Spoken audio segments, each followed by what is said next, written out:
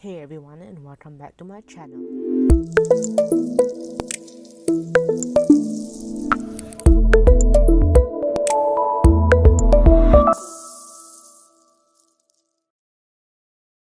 Go ahead and smash the like button and the subscribe button, and this will tell me that first you have enjoyed this kind of various podcasts and you would like to see more of this kind of podcasts. So back to the video. And in today we are going to be doing a 2-part episode for this because I want the topic is still gonna be relating around stems, but I don't know whether I'll be doing 2 or like more than 2 episodes of this, but this episode for this episode of stems, I don't know whether I talked a lot about it. I know I talked in one of the episodes about it, but I didn't really go into it. So the one that I want to talk about is in Singapore, which is the ICA, which is the Immigration and Checkpoints Authority.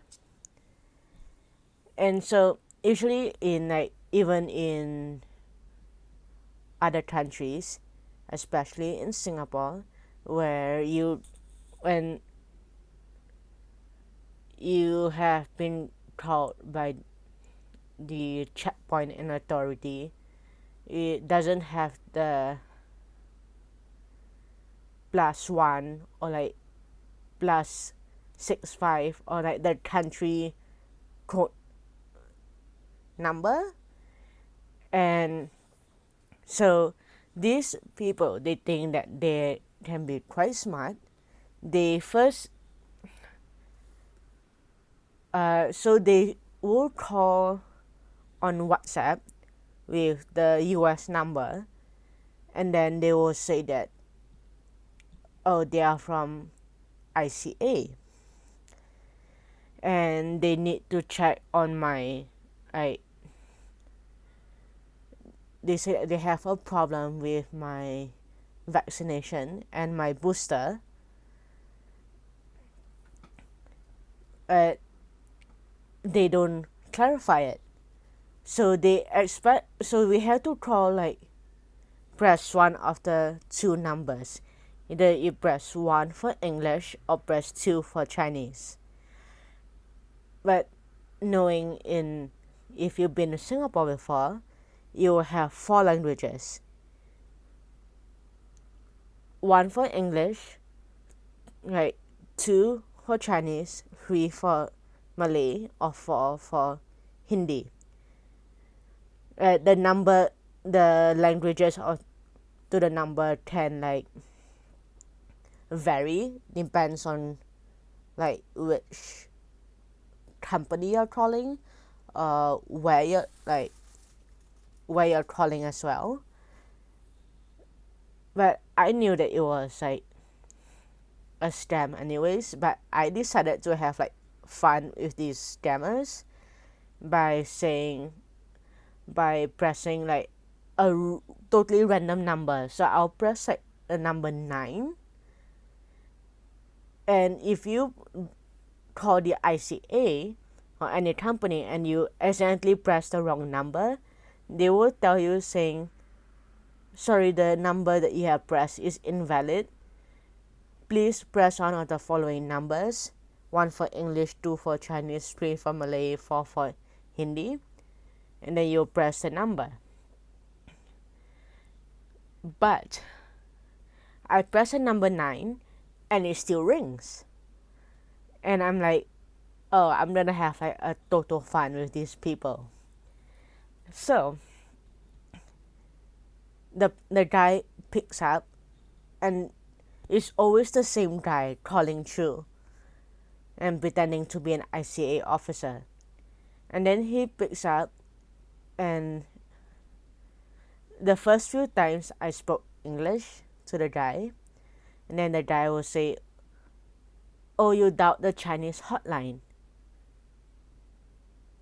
No bloody shit, no, I didn't. I pressed the either English hotline or the random number. Why are you saying it's a Chinese hotline? Then the I think like by the time the fifth time they call, I decided that I pretended not to speak English, but I only speak French. So I said in French to when he answered was,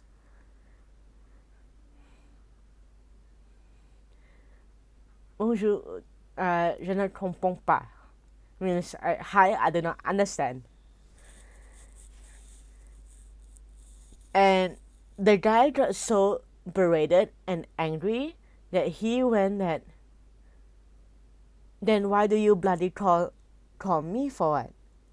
I'm like, "I did not call you. You're the one who called me and said that you're from ICA." So I keep telling the guy in French, "I don't understand. I really do not understand. Can you speak in French?" Next thing, he hangs up. And he always used a different number, same guy, different number, always claiming he's from ICA. And how do you not know that you are calling the same number? And if you hear the same voice, shouldn't you know that, oh, you shouldn't be messing with this person because this person has been like pranking you for like how many times? And it's not only my cell phone that he's calling, he calls the house phone saying that he's from ICA and he needs the house phone's medical bill. So I told him off and said that this is the monster house.